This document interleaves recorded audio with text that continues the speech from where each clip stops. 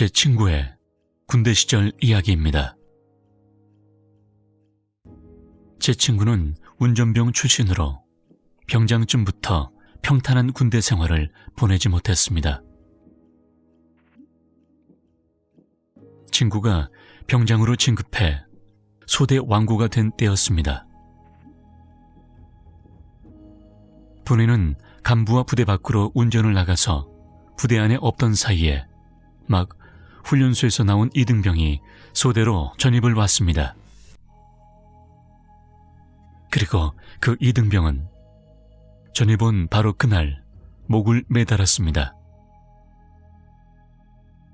덕분에 왕고라는 이유 하나로 자살한 이등병 부모의 요청을 받아서 살아서 얼굴 한 번 못 본 이등병의 염을 해줬습니다.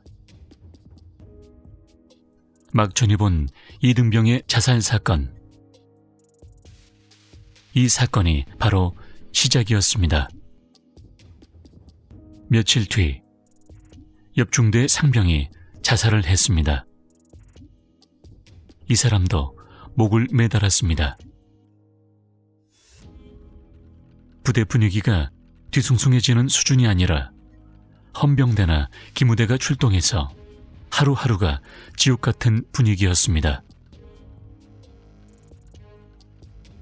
이등병이 자살한 지 며칠 되지 않아서 또 자살 사건이 터졌으니 부대 운영은 고사하고 하루 종일 헌병대의 조사만 계속되었습니다.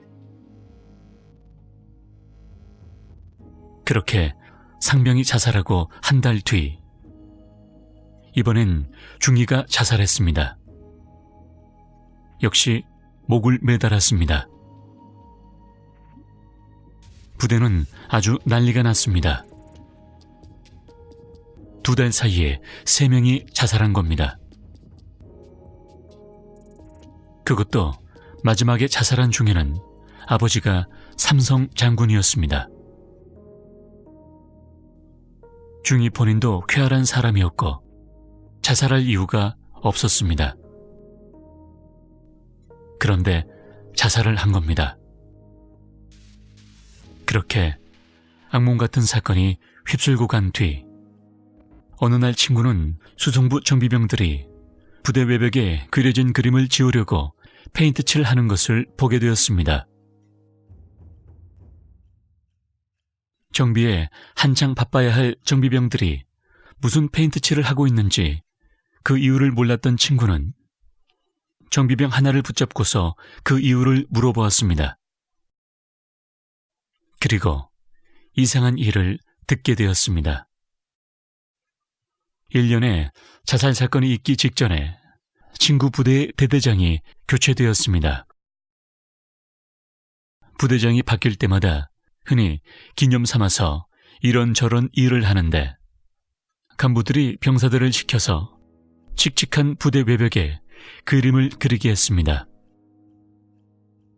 군대니까 당연히 군인 그림을 그렸겠죠.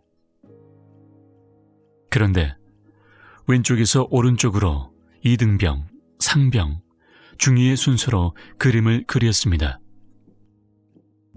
그리고 1년 자살 사건이 벌어졌었는데 이등병, 상병, 중위 순으로 목을 매달았습니다.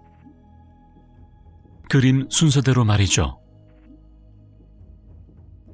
자살 사건이 3번이나 터진 다음에야 상급 부대에서 그 그림을 발견했고 곧바로 대대장에게 압력이 들어갔습니다. 이런 불길한 그림을 왜 그냥 놔두냐고, 당장 지우라고. 당연히 압력이 들어온 그날부로 그림은 지워지게 되었고 제 친구는 그때서야 그림에 그려진 대로 사람들이 자살한 사실을 알게 되었습니다. 그림이 지워질 때가 친구가 말년 휴가를 나올 때쯤이었습니다. 그때까지도 부대 분위기가 흉흉해서 친구는 말년 휴가를 포기할까 했었지만 후임들의 권유로 휴가를 다녀왔습니다. 그리고 부대에 곧 복귀를 했는데 벽에 그려져 있던 그림 말입니다. 이등병, 상병, 중위의 그림 말고도 다른 그림도 있었습니다. 그림의 마지막엔 여군 2명이 더 그려져 있었습니다.